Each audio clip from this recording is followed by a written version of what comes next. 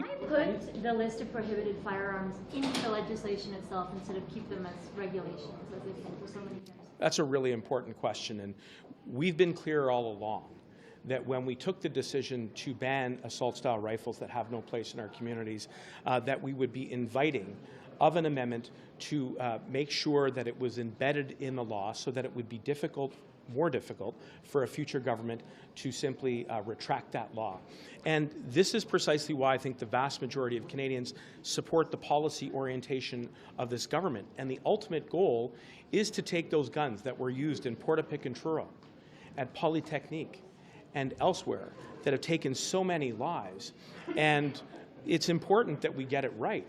While the committee is doing this work, we are going to continue to engage with Indigenous persons, with hunters, with other experts in this area, with industry leaders. I mean, we've been talking with some of the vendors to make sure that we understand the models that are on the list right now are indeed properly placed there. And if they're not, then we will obviously make some fine-tuning there as well. How is 2 meetings enough then? If you're talking about we need to deal with the facts and remove the misinformation and confusion, how is 2 meetings enough to accomplish that? Well, first, with regards to decisions around how many meetings the committee will undertake to study the amendment further, that is completely within their domain.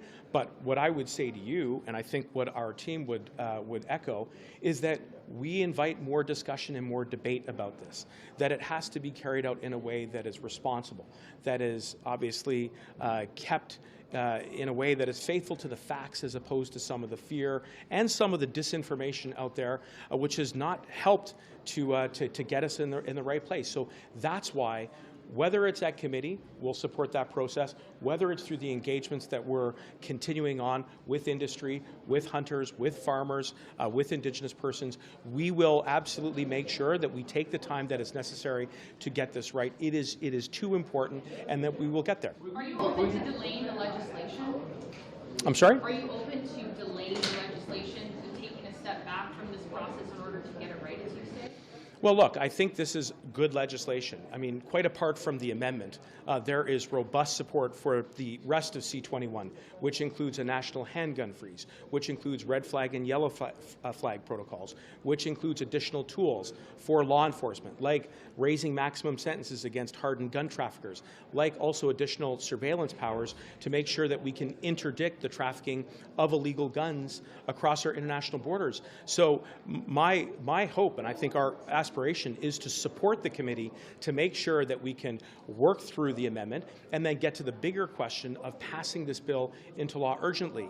The last thing I'll just say is that quite apart from C21, the work that this government is doing at the border, adding $450 million to support CBSA so that we can build on the record number of illegal gun seizures over the last 2 years, is important. The work that this government is doing when it comes to preventing and stopping gun crime from occurring in the first instance through the Building Safer Communities Fund are part of a comprehensive plan that we have to eradicate gun violence once and for all.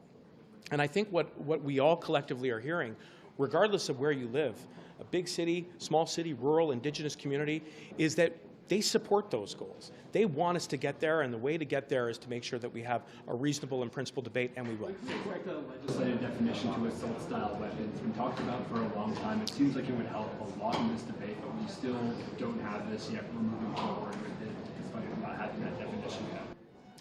Well, this is precisely why we put forward the proposal to have an evergreen definition, and it is important that that as a matter of policy, that when we create that definition, that we get it right, and that's precisely what the committee is studying right now.